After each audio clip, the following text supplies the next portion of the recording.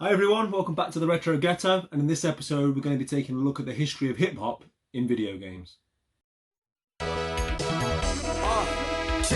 What you know about Retro Ghetto? Collecting and playing retro. Street Fighter on the Nintendo. I'm a veteran at this, not a pro. Lock into the Retro Ghetto. Come and have a look around in the ghetto. We got Sonic and Staple Setto. Lock into the Retro Ghetto. Okay, so we're really looking forward to doing this video. It seems like something that I was always going to do at some point. I have such a lot of love for both hip hop and video games, and I've been really interested in digging through history and seeing where the two have crossed over. I'm going to be looking specifically at rappers that are playable characters or that are featuring in video games, more so than just music, which nowadays is, in pretty much every game that's released. It was Biggie himself, and it said Super Nintendo, Sega Genesis. When I was dead broke, man, I couldn't picture this. And actually on the Juicy video itself, there's an image of Biggie playing Street Fighter 2, I think it is, on a 50-inch CRT TV. So Lord knows how big that television was. Almost as big as the man himself, I would have thought. But having said that, there's still not that many examples of hip hop in the early games and of that 16-bit era that I personally hold so dear. I did manage to find a couple. The first one was on this classic, which is NBA Jam. So this was way back in 1993, and you can actually put a cheat code in and you're able to play as Will Smith and Jazzy Jeff. So that is the first example of a hip hop rapper being the first playable character that I could find.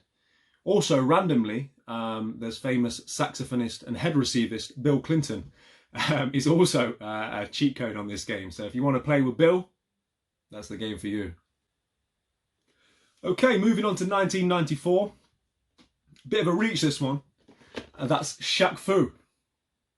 Now, I think this game is probably about as good as poor old Shaq's rap albums. But thought I'd put that in there, as there's not that many 16-bit examples. But as I say, probably the less said about this game and Shaq's rap career, the better. You will notice there's a lot of NBA basketball with hip-hop crossover features in this video. It just seems synonymous in the US that the two go together seamlessly. I don't really think that's something that we have so much here in the UK. I just can't imagine Big Nasty popping up as a centre-back in FIFA.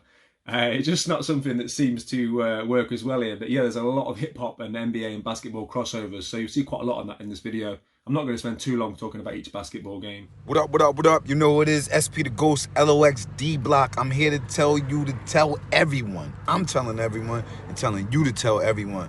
Subscribe to the Retro Ghetto. You heard me? Subscribe to the Retro Ghetto for the best content in retro video games and collecting on YouTube. Period. That's where it's going down. Don't waste time. Go today. Subscribe and tell everyone else to too. You know why? Ghost told you so. LOXD Block. Love is love. Yeah. And that segues us nicely to 1995 and this game, Rap Jam. I tried to buy a copy of this so I could play it and give you guys a bit more insight into how it plays, but it was an American-only NTSC cart, this one. Never got a release over here. And as you can see, looking at the video footage, it's a very basic NBA basketball style street game. To give you some background, it was actually third on a list of the top 5 worst games of all time. So, not holding up too much hopes of it being the best game, but I wanted to mention it. It's got a big roster. It features the likes of Coolio, House of Pain, LL Cool J, Tretch, Onyx, Public Enemy, Queen Latifah, and Warren G. So a lot of, big hip-hop stars for that time, back in 95, featured on this. And interestingly, it was actually developed by Motown Games, the same Motown that brought us, the iconic music in the 60s out of Detroit. So yeah, really interesting game. One that I would like to get my hands on one day and have a play around with. As I say, with it being voted third on the top 5 worst games of all time, might not be one I'll put too much time into. And just in case you're wondering, Shaq Fu was also on that list. Okay, fast forward to 1996, and the first game, which isn't a basketball related game, On the PlayStation 1, we had Parappa the Rapper. Now, I actually remember having this one as a child. This is actually a rapping dog, so it's not actually a licensed hip-hop artist as such. It's a fictional dog. Kick, punch, it's all in the mind. And this was one of the first true rhythm games that was released. You play as a rapping dog and you just press the buttons, and it's quite a melody game. You press things in the right time. It's got a big cult following, this one. And it actually has a Metacritic score of 92. So definitely one to check out if you haven't. But yeah, Parappa the Rapper.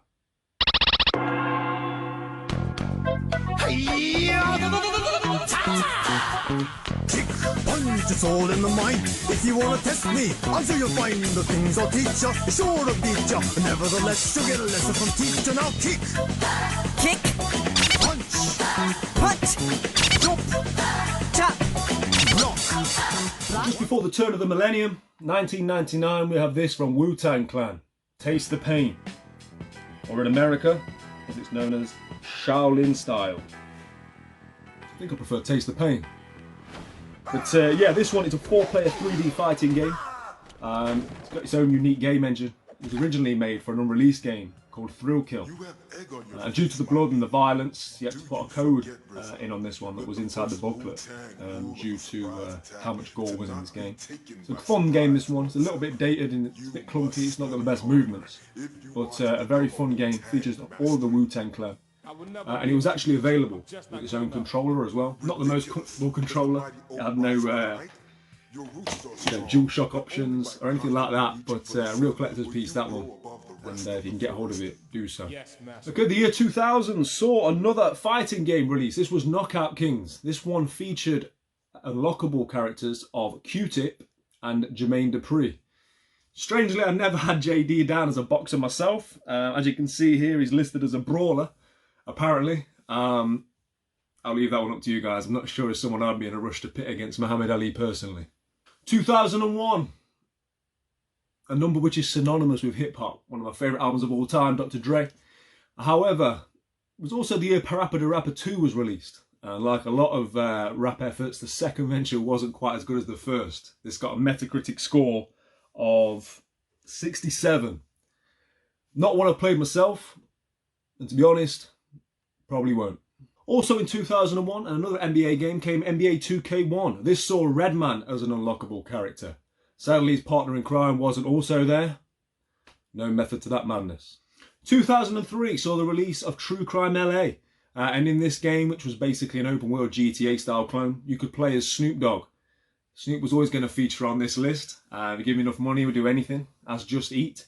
Yeah, but you could enter a code to get Snoop Dogg unlocked, or you could find 30 doggy biscuits throughout the world. It came with his own series of mini missions, and it's definitely one to check out. 2003 also saw the release of the Celebrity Deathmatch video game. This is a 90s nostalgia overload. I remember as a kid watching Claymation Z-list celebrities beat each other up. This game features Busta Rhymes as a playable character. So if you want to break your neck with Busta, this is the game to do it. 2003 also saw the release of the first Def Jam game in the series, Def Jam Vendetta. Used to be, you wanted to make yourself known. You'd prove your worth as a street fighter or hustler. We don't fight out in the streets no more. We're organized now. We too gangster for the garden, so we've taken it underground. Inside, I'm a businessman, and this is my business. My soldiers are Legion, Method Man, Nori, Capone, Luda, Redman, DMX. You want a shot at me, you gotta make it past these brothers. It's a dangerous world out here. Seems every time I turn around, there's another young buck wants to take me on. I lay down for no man. You wanna take what's mine, you gotta beat me. But nobody ever beats me. This game combined wrestling with hip-hop. Playable characters such as Capone, DMX, Funkmaster Flex, Ghostface Killer, Joe Budden, Keith Murray, Ludacris, Method Man, Noriega, Redman, Scarface, and Dub C. Annoyingly, the story mode only lets you select one of 4 generic characters, so you can't play as one of the hip-hop stars throughout the campaign mode. But it's still an interesting game nonetheless. Characters get special moves and burn moves that are relevant to the rappers themselves. For example, DMX gets the Junkyard Dog move, Ludacris gets the Disturbing the Peace special move, etc, etc. The chief antagonist in this game is D-Mob, voiced by Christopher Judge, who would later voice Kratos in the God of War series. He's an undefeated nightclub owner, and in this game he'll steal your girl and try and kill you. At the end of the game you get him arrested, and it sets the game up nicely for the sequel, which we'll come to shortly. 2004 also saw the release of Fight Night 2. This featured Fabulous as an unlockable character. All you had to do when the create a character screen was type in Get Fab, and you'd be able to unlock Fabulous. The game, for some reason, has him down as a heavyweight. Don't look like one to me, but maybe that would explain all the XXL clothes he wore in the early 2000s. Also in 2004, Get Under Mic was released, with Jadakiss on the cover. The game came with a packed-in microphone. It was basically a hip-hop karaoke game with over 40 songs from the likes of Dr. Dre, Snoop Dogg, Public Enemy, etc. And basically you choose one of 6 aspiring MCs, you'd kit them out with the freshest gear, earning money for cars, houses, etc. I did buy a copy of this to review to you all, but I don't have a microphone. And with a Metacritic score of 49, I probably won't be rushing out to buy one either. Also in 2004, which was surely a vintage year for hip-hop and video games, saw the release of Def Jam Fight for NY. What a brilliant game this is. Money, power, respect. That's what our code is all about. Forget the code.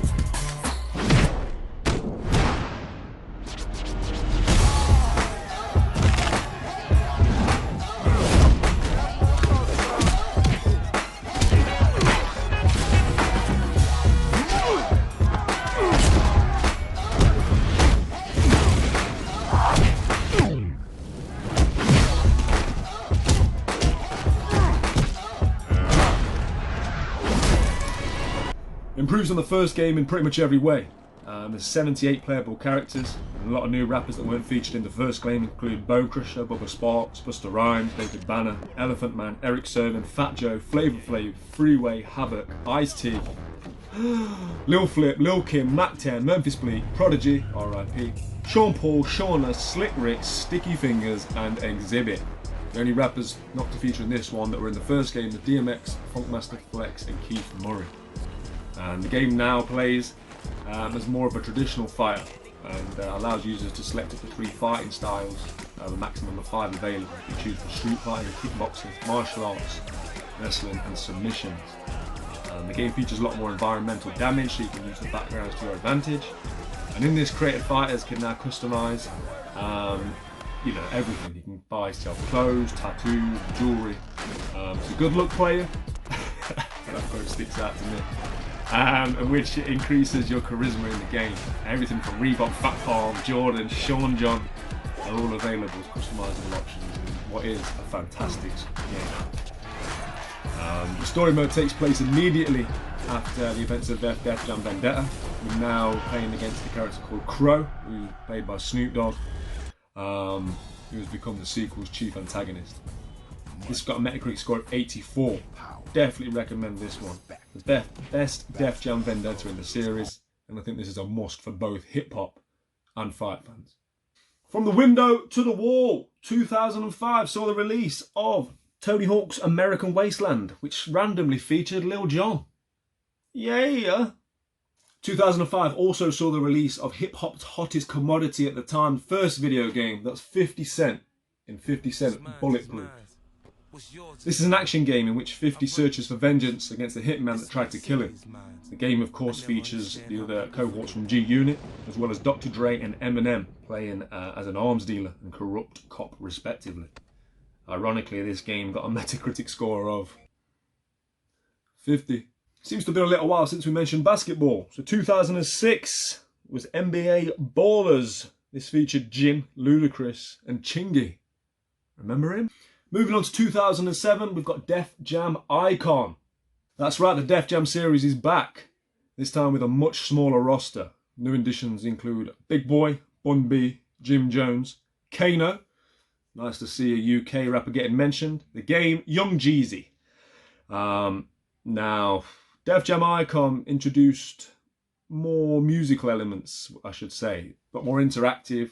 Landing moves to the beat increases damage, and fighters perform better when their own songs are playing. I feel like this is the demise of the Def Jam series. and it got a very meagre Metacritic score of 68. It's a nice game on the eye, worth playing if you love the genre. However, not a classic and not as good, sadly, as Fight for NY. 2009 sees the release of the sequel to Bulletproof, and that's 50 Cent's Blood in the Sand. I did try and order a copy of this game so I could play it and somewhat review it for you guys. However, like 50's later career, it failed to deliver. More of the same with this one, a third-person shooter based in the Middle East this time. A commercial flop, the game's developers went out of business shortly after release. 50 made 18 tracks purely for the game, and it actually got a better Metacritic score than Bulletproof, scoring 71. Apparently it's not a bad game. If it ever arrives, I'll let you know. 2010 saw the final offering in the Def Jam series with the generically titled Def Jam Rap Star. That must have been some brainstorming session. This is basically another karaoke game. However, they use radio edits throughout to avoid swearing so they could aim it at a younger audience. Not one for the hip-hop purists then. They're easy to pick up and play, enjoyable all the same, and got a decent Metacritic score of 75. 2010's release of NBA Jam saw J. Cole as a playable character. Apparently he's responsible for some of the music behind the game. NBA 2K11, Drake. The following decade saw very little by way of hip-hop artists as playable characters in video games, almost exclusively being limited to cameos in basketball games. Are the glory days of the 2000s and the Def Jam era long gone? I've really enjoyed researching for this video, and doing so has made me realise how far both hip-hop and video games have evolved in the last 30 years, both rising from niche subcultures that were often viewed with negative stereotypes to the forefront of pop culture. The best example of this would be Travis Scott's 2020 collaboration with Fortnite, hosting a virtual concert which was watched live by 12.3 million and has since amassed a total of 46 million views, showing that the relationship between hip-hop and video games is stronger than ever. Thank you everybody that's watched this, much appreciated. If you like the content, please drop me a like, please click the subscribe button, keep it retro, and I'll see you on the next one. Thank you. Retro Ghetto.